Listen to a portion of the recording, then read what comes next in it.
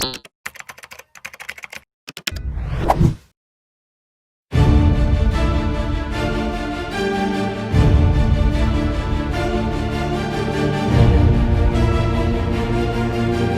8 Juni 2020, era kenormalan baru dimulai di beberapa daerah.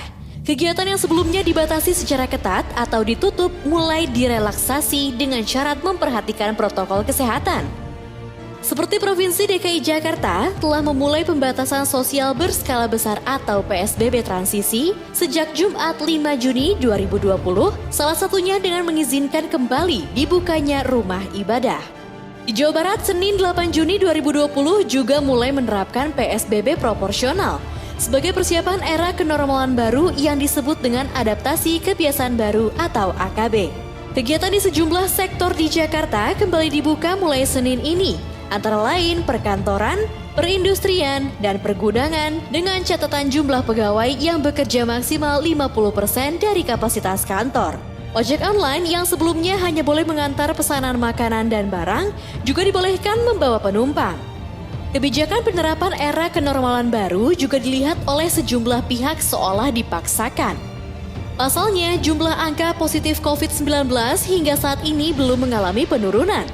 Bahkan setiap hari mengalami peningkatan angka yang besar dan Jakarta merupakan wilayah yang jumlah angka positif terbilang besar setelah Provinsi Jawa Timur.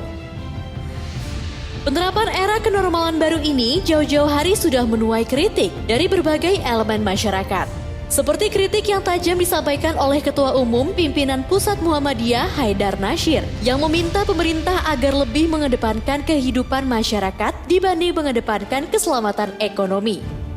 Menurut Haidar, jika angka positif COVID-19 di Indonesia masih tinggi, pemerintah jangan terburu-buru menerapkan kenormalan baru di tengah masyarakat.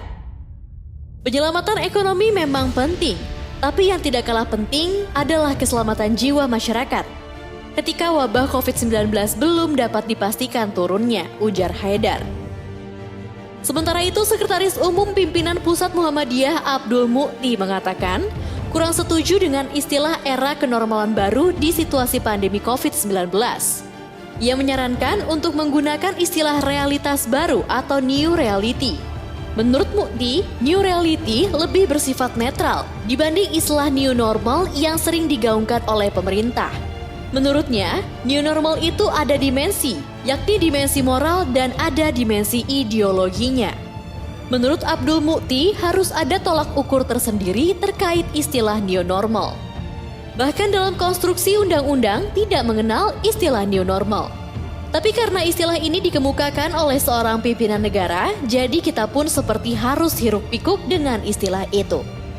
Kendati demikian, Abdul Mu'ti menilai istilah new reality tidak perlu lagi diperdebatkan. Ia pun menyarankan pemerintah untuk fokus menyelesaikan masalah yang muncul karena pandemi COVID-19, yakni bagaimana mereka yang kehilangan pekerjaan harus kita upayakan untuk bisa tetap kembali bekerja. Dan bagaimana anak sekolah masih tetap bisa belajar dengan sebaik-baiknya di tengah pandemi ini.